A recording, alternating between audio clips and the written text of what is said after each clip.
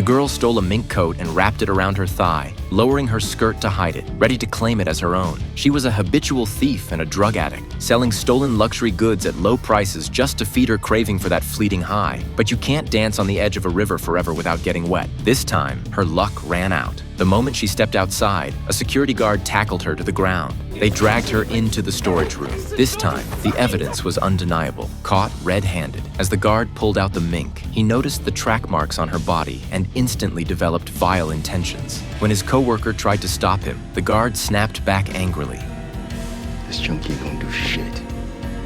Then the guard assaulted her like a beast, venting his twisted desires, while the girl's inner rage boiled over. But what he didn't know was that her father was the most powerful mob boss in all of Harlem. When his men told him what had happened, John was furious, so angry he could barely breathe. He wanted to destroy the man responsible right then and there. He rushed straight to the scene. The usually composed John was consumed with rage, and though his companions tried to calm him down, his mind was already racing with 100 ways to make the culprit suffer. Soon, more of his men arrived one after another. When John reached the store where the assault happened, the police stopped him. The store owner immediately began talking about his losses, and the cops didn't say a single word about the girl's ordeal. That was the reality for black people then. Their lives were worth nothing in the eyes of the system. After some back and forth, the shop owner said he didn't want to press charges and would drop the theft case altogether. The security guard added that this was already their biggest compromise. At that, John completely lost control. Amid the chaos, the police pointed their guns at him, ready to prevent things from escalating. But from the guard's expression, John suddenly saw the truth. The cops couldn't understand why a powerful black mob boss would go to such lengths to defend a drug addict.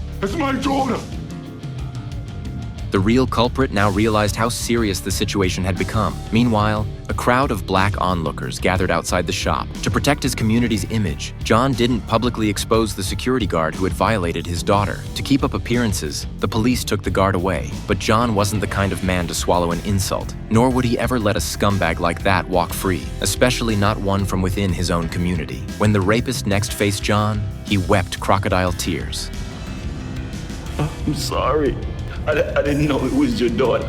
The moment he finished speaking, John's most feared enforcer stepped out of the shadows, a man whose name alone made others tremble. John decided to punish the man in exactly the same way he had humiliated his daughter. He wanted the scum to feel what it was like to be violated,